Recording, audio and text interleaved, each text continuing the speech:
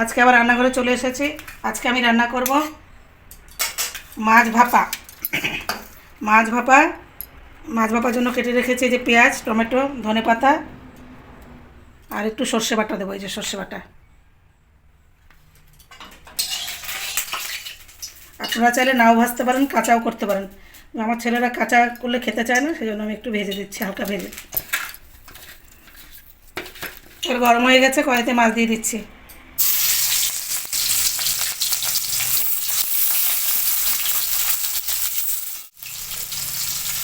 মাছগুলো হালকা করে ভেজে নিয়েছি, এবার তুলে নিলাম। মাছটা ভাপা করার জন্য কড়াইতে দিয়ে দিচ্ছি কেটে রাখা পেঁয়াজ, টমেটো আর সর্ষে বাটা দিয়ে ভালো করে মেখে নেব। এবার দিয়ে দেবো পরিমাণ মতো লবণ, এবার দিয়ে দেবো পরিমাণ মতো হলুদ গুঁড়ো,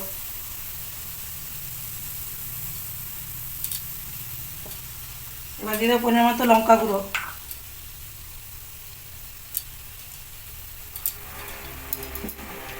দিয়ে এবার ভালো করে মেখে নেব। গরম আছে, একটু হাত দিয়ে মাখলাম না, খুন্তি দিয়ে মেখে নিলাম। এবার দিয়ে দিচ্ছি কেটে রাখা ধনেপাতা, সব মেখে নিলাম। এবার মাছগুলো উপরে সাজিয়ে দেবো।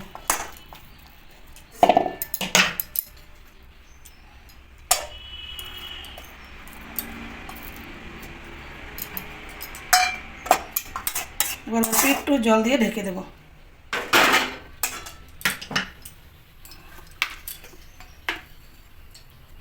সামান্য একটু জল দিয়ে ঢেকে দেবো। এটা রান্নাটা হবে একদম গামাখা, ঝোলও না, পুরো ভাপা ভাপা।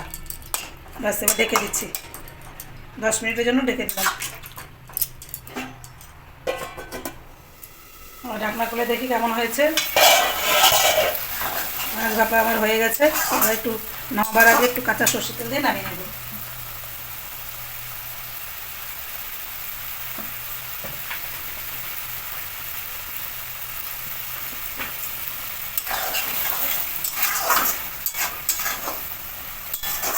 এই পেঁয়াজ টমেটো দিয়ে মাছ ভাপা আমার হয়ে গেছে।